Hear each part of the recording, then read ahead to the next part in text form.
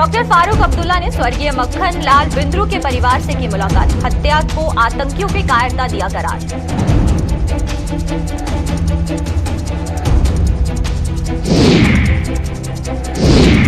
स्वर्गीय बिंद्रू की बेटी ने आतंकियों को दी चेतावनी। हिम्मत है तो आकर कश्मीरी हिंदू बेटी से करे सामना। श्रद्धा बिंद्रू की बेबाकी ने हर किसी को बनाया कायल।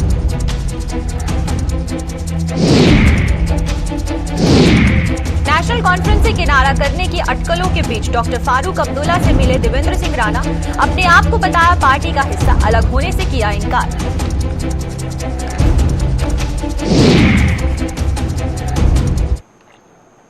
नमस्कार, जम्मू कश्मीर की खास खबरें देख रहे हैं आप सब और मैं हूं आपके साथ पल्लवी जम्वाल।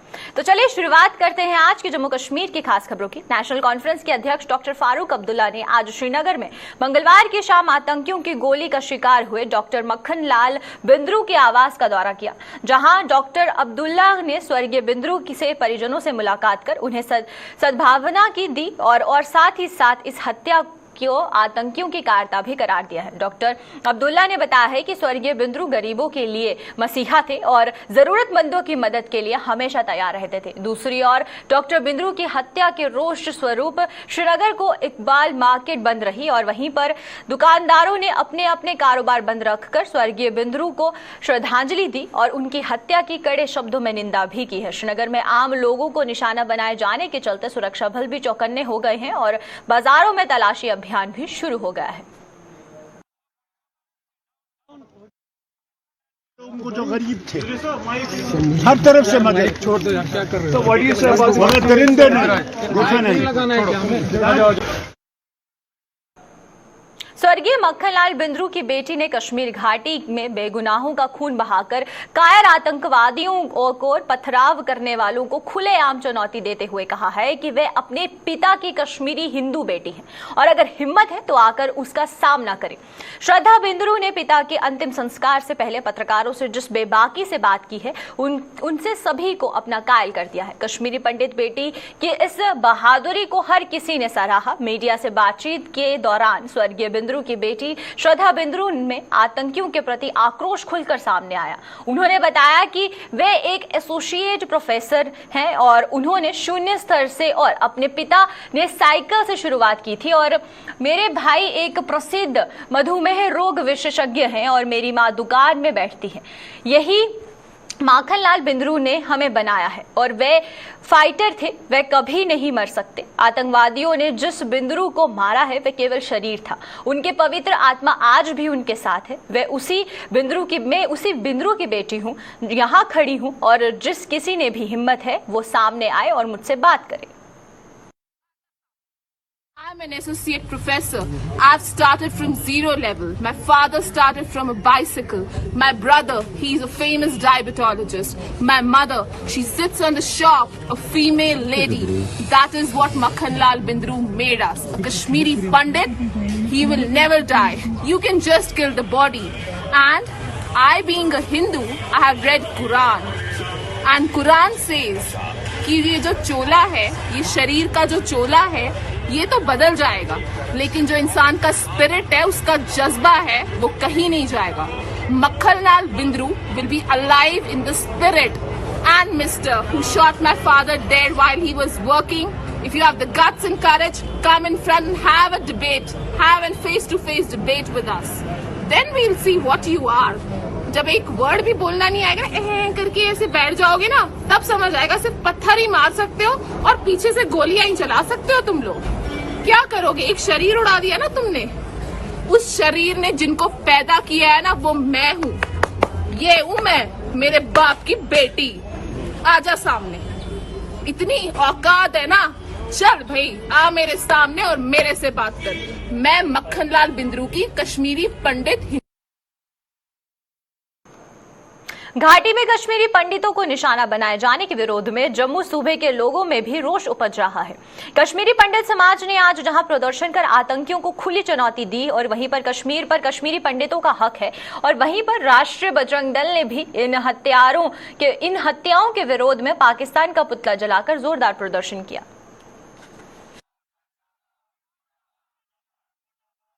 लोगों को वो एक मैसेज देना चाहते हैं कि हम आपको कश्मीर नहीं आने देंगे। लेकिन हम उनको कहना चाहते हैं कश्मीर हमारा था, कश्मीर हमारा है और कश्मीर हमारा रहेगा। अभी जो भारत सरकार ने डिस्ट्रेस सेल के लिए भी एक पोर्टल बनाया जिसके तहत हम लोगों ने रजिस्ट्रेशन की, आपने देखा आधे से ज्यादा कश्मीर के ऊपर इलीगली कब्जा किया गया है, एनक्रोचमेंट्स की गई है। क्या इस टाइम कश्मीर की पॉलिटिकल पार्टीज के ऊपर ताला क्यों लगा है? एक कंडोलेंस देख के आप अपनी पॉलिटिकल पार्टी का स्टैंड क्लियर कर रहे हैं। हम चाहते हैं कि भारत सरकार और राज्य के यूटी ऑफ जम्मू कश्मीर में जो एलजी की सरकार है, हम मांग करते हैं कि वे जिम्मेदारी ले ले। जितने भी माइनॉरिटीज कश्मीर में रह रहे हैं, चाहे बिहार का लेबर है, यूपी का लेबर है, राजस्थान का लेबर है या माइनॉरिटी कश्मीरी पंडित के लोग हैं, इनकी रक्षा करना आपका दायित्व है। अगर किसी के ऊपर भी दोबारा ऐसी अनहोनी हुई तो ये जिम्मेदारी सरकारों की होगी और कश्मीर के पॉलिटिकल पार्टीज की। मुझे बताइए उनकी सुरक्षा के पुख्ता इंतजाम कहाँ हैं? वहाँ पर जो लोग पुराने थे उनको बार एक टारगेट किलिंग जो है वहाँ पर की जा रही है। अभी पिछले कुछ दिन पहले वहाँ पर एक कश्मीरी पंडित समुदाय के जो कुलदेवी का मंदिर था उसको टारगेट किया गया, और उसके बाद जो कल की घटनाएं हैं कि किस प्रकार से ये ऑन किलिंग जो सामने की जा रही, चुन चुन कर हिंदू समाज को जो है वो टारगेट किया जा रहा है। तो हम केंद्र सरकार से ये आह्वान करना चाहते हैं कि ये पाकिस्तान प्रशिक्षित आतंकवादी जो लगातार वहीं यहाँ पर कश्मीर के अंदर आतंकवादी घटनाओं को अंजाम दे रहे हैं, और हम ये सरकार को चेतावनी भी दे रहे हैं कि जल्द से जल्द इस पाकिस्तान का कोई इलाज किया जाए। ये पाकिस्तान वो कुत्ते की पूंछ है जो कभी सीधी होने वाली नहीं है। आप चाहे जितना मर्जी इसके साथ करेंगे, लेकिन ये आपकी पीठ पे चुराग भोंकेगा। ये पाकिस्तान का ये हमेशा से ये रहा है, इसलिए पाकिस्तान को उसकी मुंह तोड़ जवाब जो है वो केंद्र सरकार दे। यही आज हम यहाँ पर अपील करने के लिए आए हैं। नेशनल कॉन्फ्रेंस के जम्मू से संभागीय अध्यक्ष देवेंद्र सिंह राणा के पद से त्यागपत्र देने और भाजपा में शामिल होने की तमाम अटकलों के बीच आज राणा ने पार्टी अध्यक्ष डॉक्टर फारूक अब्दुल्ला से मुलाकात की। देवेंद्र सिंह राणा आज नेशनल कॉन्फ्रेंस के ही एक अन्य कदावर नेता और पूर्व मंत्री सुरजीत सिंह सलाथिया को साथ लेकर डॉक्टर अब्दुल्ला के श्रीनगर स्थित आवास पर पहुंचे और उनके साथ बैठक में कुछ मुद्दों पर चर्चा की। बैठक के बाद डॉक्टर फारूक अब्दुल्ला के आवास के बाहर पत्रकारों के सवालों के जवाब में राणा ने हालांकि बैठक में हुई चर्चा का जिक्र तो नहीं किया, अलबत्ता ये जरूर बताया है कि वे अभी भी नेशनल कॉन्फ्रेंस का ही हिस्सा है। पार्टी छोड़ने या फिर ना छोड़ने के सवाल पर राणा ने कहा है कि ऐसा कुछ होने पर वे मीडिया को जरूर अपना बयान देंगे। It is always a pleasure to meet Doc Saab and Umar Saab. That's all. तो आपके एनसी छोड़ने के हवाले से कोई बात हुई राणा साहब? कोई बात हुई उस हवाले से? You're all friends. If there's anything, I'll let you know. But right now, we had come for a condolence. We've done the condolence. And You are still part of national conference, sir? as I talk to you, yes. Farooq साहब और उमर साहब के साथ मिलना जो है वो एक अच्छा होता है। वही पवित्र शारदीय नवरात्र शुरू होने में अब मात्र एक दिन शेष रहते माता वैष्णो देवी की यात्रा पर आने वाले श्रद्धालुओं के स्वागत के लिए श्री माता वैष्णो देवी श्राइन बोर्ड ने सभी तैयारियां पूरी कर ली हैं। कोरोना के वजूद में आने से लेकर अब तक पवित्र नवरात्रों के दौरान भी यात्रा पर पाबंदी लगी थी, लेकिन इस बार महामारी से कुछ हद तक राहत मिलने पर मां के भक्तों ने भी राहत की सांस ली है। धर्मनगरी कटरा से लेकर पवित्र भवन तक खूबसूरत सजावट की गई है और श्राइन बोर्ड का अमला श्रद्धालुओं को सुविधा के लिए सभी बंदोबस्त कर चुका है। नवरात्र महोत्सव को भी कोविड गाइडलाइंस के दिशा निर्देशों का पालन करते हुए ही मनाया जाएगा।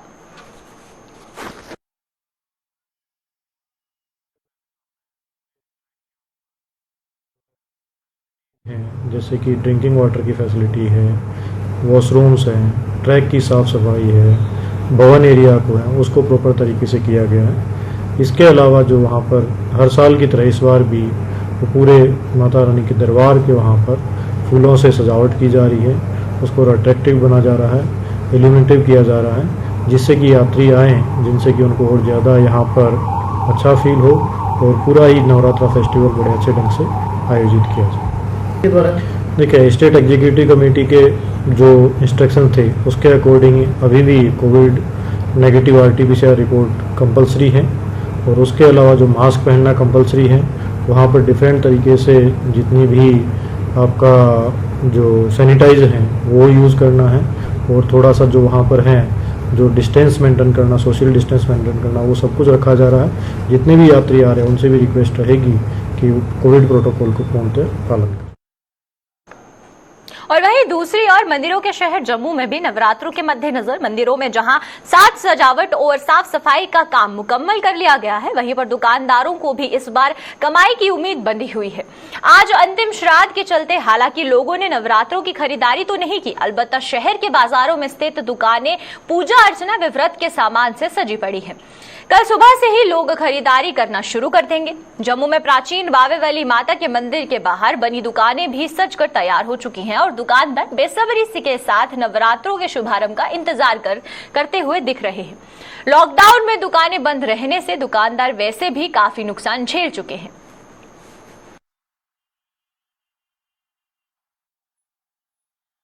कल से नवरात्रा जो है वो शुरू होने जा रहा है। पिछले नवरात्रों में लॉकडाउन रहा, हमारे लिए बड़े सौभाग्य की बात है कि सरकार ने इसकी इजाज़त दी, मंदिर भी खुला है और श्रद्धालु भी जो हैं वो माता के मंदिर में आ रहे हैं। कल से पहला नवरात्रा है और दुकानदारों की जो तैयारी है वो बहुत अच्छे तरीके से चल रही है। बर्फ़ी बना रहे हैं लोग, फूलों की माला जो है वो बना रहे हैं। साफ़ सफाई का यहाँ पर बहुत अच्छा ध्यान दिया जा रहा है। आज 2-3 दिनों से ही म्यूनसिपलिटी कॉरपोरेशन की तरफ से हमारे यहाँ के कॉरपोरेटर हैं और जितने भी डिपार्टमेंट हैं यहाँ पे आने की आकर वो सफाई का ध्यान रख रहे हैं। दुकानदारों की पूरी तैयारी है और श्रद्धालु भी चाहते हैं कि हम माँ बावे वाली के दरबार में जाएं और माँ का आशीर्वाद लें। नवरात्रों की तैयारियां काफ़ी ज़ोर से चल रही हैं। पिछली बार लॉकडाउन की वजह से हमें काफ़ी नुकसान उठाना पड़ा। इस बार सरकार की तरफ से भी खूब तैयारी चल रही है और हमारी तरफ से भी हम जम्मू वासियों से निवेदन करते हैं कि माता रानी के दरबार आएँ और माता जी का आशीर्वाद प्राप्त करें और सोशल डिस्टेंस का थोड़ा ध्यान रखिए। बाकी हम हमारी तरफ से और तैयारियों की तरफ से भी पूरी तैयारियां हैं। और बावे वाली माता हमारी बड़ी पूजनीय है, आशीर्वाद देती है।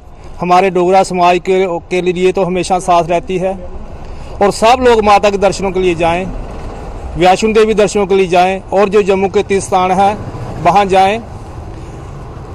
माँ भगवती सबको आशीर्वाद दे, सबका परिवार सुखी रहे। और जो कोविड-19 के कारण जम्मू का जो व्यापारी वर्ग है वो भी हरास हुआ है। लोग बाज़ारों में निकलें लेकिन मास्क पहन के निकलें, डिस्टेंस से निकलें और अपनी खरीदारी करें। इतनी घबराने की कोई बात नहीं है। जल शक्ति विभाग में सेवाएं दे रहे डेली वेजरों के समर्थन और अन्य मांगों को लेकर विभाग के स्थायी मुलाजिमों ने आज चीफ इंजीनियर कार्यालय परिसर में प्रदर्शन किया है और मुलाजिमों ने आरोप लगाया है कि मुलाजिमों और डेली वेजरों की समस्याओं से संबंधित फाइलें अधिकारियों के टेबलों की धूल फांक रही हैं और जिससे ये साबित हो गया है कि अपने फर्ज को अंजाम देने के लिए राजी ही नहीं है। डेलीगेटेड वर्कर हैं उनकी बात भी करेंगे, क्योंकि 4 साल से जहाँ चीफ इंजीनियर जो है हमारे हेड ऑफ डिपार्टमेंट हैं, जो हमारा डीपीसी मीटिंग वो नहीं कर सके। परिणाम ये हो रहे हैं कि एम्प्लॉइज़ जो हमारे हैं जो वही जो जिस पे स्केल में आए थे, एंट्री पे स्केल में, उसी में रिटायर हो रहे हैं, जबकि प्रमोशन हो सकती है अगर ये डीपीसी समय पर करें। दूसरा हमारा जो है कि 1.5 साल से हमारे जो भट्ट साहब जहाँ आए हुए हैं वर्तमान में जो चीफ इंजीनियर हैं, और 1.5 साल में इन्होंने कोई भी जो एम्प्लॉइज़ का जो मेन इशू है उसको हल नहीं किया। अब ये कह रहे हैं कि 1.5 साल से ये हमारी सीनियरिटी बना रहे हैं, सीनियरिटी भी इनसे नहीं बनी है। नया सिस्टम लागू कर रहे हैं वो भी नहीं हुआ है। जहां इनके ऑफिस के अंदर हमारे जो एम्प्लॉइज़ की जीपी फंड की जो फाइल्स हैं वहाँ पड़ी हुई हैं, मेडिकल क्लेम की फाइल्स जो पड़ी हुई हैं, promotion time bound promotion cases वो वहाँ जहाँ फाइलें पड़ी हुई हैं, और लीव सैलरी के केसेस जहाँ पेंडिंग पड़े हुए। फिशरीज डिपार्टमेंट के अस्थायी मुलाजिमों ने आज जम्मू में एक बार फिर प्रदर्शन कर पिछले 8 सालों के मानदेय का भुगतान न किए जाने पर रोष जताया है। इन लोगों का कहना है कि कश्मीर के डेली वेजरों को मानदेय का भुगतान हो रहा है, जबकि जम्मू के अस्थायी मुलाजिम धर-धर की ठोकरें खाने को मजबूर हो रहे हैं। उनसे काम तो बराबर लिया जा रहा है, लेकिन बदले में फूटी कोड़े तक नहीं दी जा रही है। जो डिमांड है वो पिछले हम 6 महीनों से रोडों पर हैं, हमें पेंडिंग बेसिस नहीं दी जा रही, हमें बिल्कुल बेसिस नहीं है। हम 8 साल से बिना बेसिस के काम कर रहे हैं। काम लिया जाता है, मगर जब बेजिस की बारी आती है तो हमें अंगूठा दिखा देते हैं। डायरेक्टर साहब के पास जाते हैं, डायरेक्टर साहब बोलते हैं एडी से बात करो, एडी के पास जाते हैं बोलते हैं डायरेक्टर साहब से बात करो। हमें ये समझ नहीं आ रही है कि हम जाएं तो जाएं किसके पास। हम अपने डायरेक्टर साहब से पूर्ण जोर से ये अपील करना चाहते हैं कि सर प्लीज़ हमारी तरफ तवज्जो दे। हम जो गरीब लड़के लगे हैं रोडों पर दर दर की ठोकरें खा रहे हैं। कोई भी अमीर खानदान का लड़का कैजुअल लेबर नहीं लगता सर, कोई भी लगेगा, गरीब भी लगेगा। इसलिए हम आपसे ये अपील करना चाहते हैं कि अगर आप श्रीनगर में आप अगर रोटी दे रहे हैं, उनके बच्चों को रोटी दे रहे हैं, सर जम्मू के लड़कों को क्यों अनदेखा कर रहे हैं। आपसे ये पूर्ण जोर से अपील है कि सर प्लीज हमारी तरफ तवज्जो दे। एनएचएम के तहत सेवाएं दे रहे अस्थायी मुलाजिमों ने उपराज्यपाल मनोज सिन्हा द्वारा उनके साथ की गई मुलाकात के लिए उनका आभार जताया है। इन युवाओं ने उपराज्यपाल से उनके भविष्य के लिए भी कोई ठोस नीति बनाने की अपील की है। आज एक प्रेस कॉन्फ्रेंस के दौरान इन युवाओं ने उपराज्यपाल का आभार जताया और साथ ही साथ पीएमओ में राज्य मंत्री डॉक्टर जितेंद्र सिंह पर भी विश्वास जताते हुए उम्मीद जताई है कि ये विश्वास हमेशा कायम रहेगा। सबसे पहले मैं एलजी सर का शुक्रिया अदा करूंगा इस बात के लिए कि सर आप आए और आप हमसे मिले। आपके 5 मिनट भी हमारे लिए बहुत कीमती हैं, क्योंकि आप हमारे लिए टाइम निकाल के आए हो। और मैं सर को यही रिक्वेस्ट करूंगा कि सर फर्दर हमारे बारे में कुछ आगे सोचा जाए। और स्पेशली हमारे जो जितेंद्र सिंह जी हैं, जो पीएमओ हाउस में हमारे एमपी हैं इधर के, मैं उनसे सर यही रिक्वेस्ट करूंगा, इस जनता का, इतने बच्चों का, 1600 बच्चों का आप पे विश्वास है सर। आप जम्मू से जाके उधर सेंटर में बैठे हो, आप जम्मू से जाके सेंटर में बैठे हो सर, इन बच्चों का आप पे विश्वास है और सर इस विश्वास को आप कायम रखना, इसको टूटने मत देना। मनरेगा योजनाओं में सेवा दे रहे मुलाजिमों ने रिटायर्ड मुलाजिमों को दोबारा काम पर रखने के प्रशासन के फैसले का विरोध किया है। इन मुलाजिमों ने जम्मू में आज एक प्रेस कॉन्फ्रेंस कर प्रशासन के इस फैसले की निंदा की और साथ ही साथ ग्रामीण विकास विभाग में अस्थायी रूप से सेवाएं दे रहे मुलाजिमों को भी स्थायी करने की मांग की है। हमारी मेन जो डिमांड है आज सरकार से वो ये है कि जो गवर्नमेंट ने एक ऑर्डर निकाला है रिटायर्ड इंजीनियर्स को दोबारा हायर करने का, उस ऑर्डर को फिलफोर रिवोक किया जाए और जो already contractual engineers department of rural development में काम कर रहे हैं उनको अगेंस्ट द अवेलेबल वैकेंसीज जो है वो एब्जॉर्ब किया जाए और फिलफोर as a sigh of relief उनके ऑनरेरियम को जो है वो इंक्रीज़ किया जाए। दैट्स वाई ये 2 दिन का जो हमारा ये यहाँ पे पेन डाउन प्रोटेस्ट है हमारा चल रहा है। इसी कारण कि गवर्नमेंट ने जो ये ऑर्डर लाया है रिटायर्ड इंजीनियर्स को हाइक करने का, इसका हम फिलफोर मुतालबा करते हैं कि इसको रिवोक किया जाए। हमारी मेन जो डिमांड है आज सरकार से वो ये है कि जो गवर्नमेंट ने एक ऑर्डर निकाला है रिटायर्ड इंजीनियर्स को दोबारा हायर करने का, उस ऑर्डर को फिलफोर रिवोक किया जाए और जो already contractual engineers department of rural development में काम कर रहे हैं उनको अगेंस्ट द अवेलेबल वैकेंसीज जो है वो एब्जॉर्ब किया जाए और फिलफोर as a sigh of relief उनके ऑनरेरियम को जो है वो इंक्रीज़ किया जाए।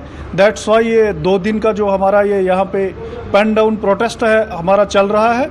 इसी कारण कि गवर्नमेंट ने जो ये ऑर्डर लाया है रिटायर्ड इंजीनियर्स को हाइक करने का, इसका हम फिलफोर मुतालबा करते हैं कि इसको रिवोक किया जाए।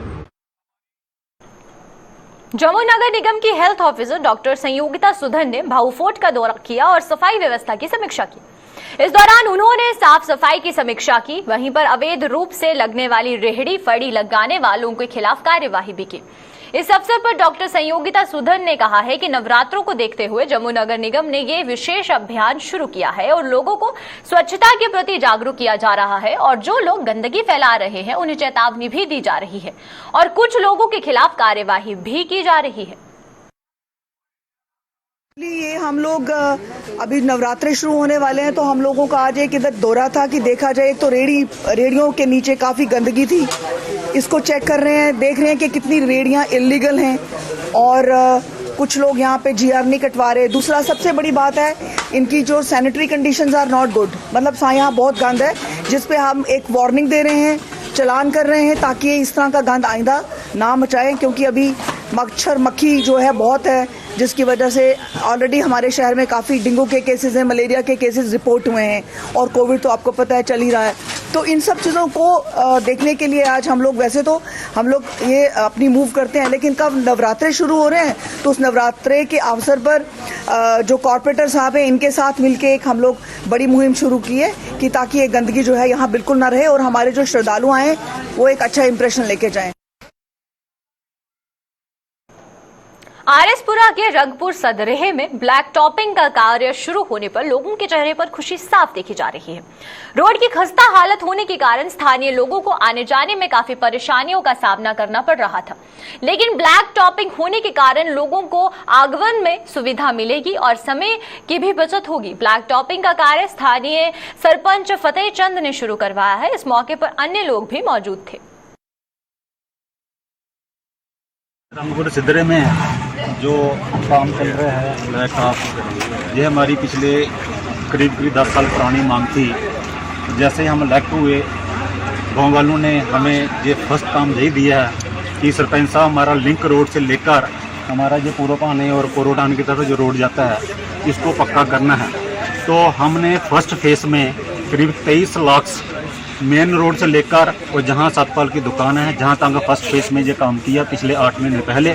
अभी जो सेकंड फेस है हमारा वो लिंक रोड आगे जा रहा है, इसका जो काम है करीब 6 लाख का काम है। तो आज गांव वाले देखो कितने से लोग इकट्ठे हुए हैं, बहुत खुश हैं कि सरपंच साहब ने जो हमारा वादा किया है वो वादा पूरा कर रहा है। मैं गांव विलेज रंगपुर सिदरे के लोगों को जो हमेशा करता रहूंगा कि हमेशा मैं ऐसे ही आगे काम करता रहूंगा और आप लोगों सबका मेरे साथ है और इस काम को पूरा करने के लिए मेरे साथ हमारे पंच सोमनाथ का बड़ा योगदान है।